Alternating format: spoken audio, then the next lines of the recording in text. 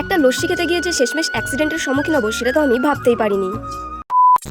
তো ব্যাপারটা হয়েছে কি, আজকে মাকে নিয়ে যাচ্ছিলাম বুকের এক্স রে করাতে। এই কারণে দত্তফুলিয়া বাস স্ট্যান্ড থেকে হেঁটে হেঁটে যাচ্ছিলাম হসপিটালের দিকে। এখন যে জায়গাটা তোমরা দেখতে পাচ্ছ, এই জায়গাটা যে কেউ চোখ বন্ধ করে বলে দিতে পারবে এটা কোথায়, কেননা এই মাছ বাজারে যে এত সুন্দর স্মেল সেটা 500 মিটার দূর থেকেই বোঝা যায়। এরপর মাকে নিয়ে হাঁটতে হাঁটতে চলে আসলাম হসপিটালের সামনের একটা ডায়াগনোস্টিক সেন্টারে। এরপর মাকে এক্স রে রুমে নিয়ে গেলে আমি বসে বসে অপেক্ষা করতে লাগলাম। কিছু সময় পর আমাদেরকে রিপোর্টটা দিয়ে দিল। যেহেতু রিপোর্টটা আজকেই পেয়ে গেছি, এই কারণে ভাবলাম আজকেই কেননা ডাক্তারকে দেখিয়ে যাওয়া যাক। এরপর বাইরের কাউন্টার থেকে এন্ট্রি করে মাকে নিয়ে চলে গেলাম ভেতরে ডাক্তারবাবুর কাছে। এক্স রে রিপোর্ট দেখে তিনি বলতে লাগলেন মায়ের সবকিছুই ঠিকঠাক আছে। মায়ের যেহেতু সেলেসের সমস্যা রয়েছে, এই কারণে হয়তো ঠান্ডা বসে গিয়ে কাশির সঙ্গে রক্ত পড়ছিল। সেই মোতাবেক উনি আমাদের কিছু মেডিসিন লিখে দিয়েছিল। এরপর কিছুটা হসপিটালের কাউন্টার আর কিছুটা বাইরের কাউন্টার থেকে ওষুধগুলো নিয়ে আমরা রওনা দিলাম বাড়ির পথে। যাওয়ার পথে মা একটা দোকান থেকে কিছু লিচু নিয়েছিল, আর আমি একটা দোকান থেকে নিয়েছিলাম একটা ঠান্ডা ঠান্ডা লস্যি। এরপরই ঘটেছিল সেই ঘটনাটা, যার জন্য তোমরা কিনা ভিডিওটা শেষ পর্যন্ত দেখেছো। আর ব্যাপারটা হয়েছিল কি, এখানে কোনো অ্যাক্সিডেন্ট হয়নি। এখানে একটা ব্রিজ বানানো হচ্ছিল, যার কারণে ট্রাকে করে অনেক বালি এসেছিল। সেগুলো এই রাস্তার পাশে ঢালতে গিয়ে এই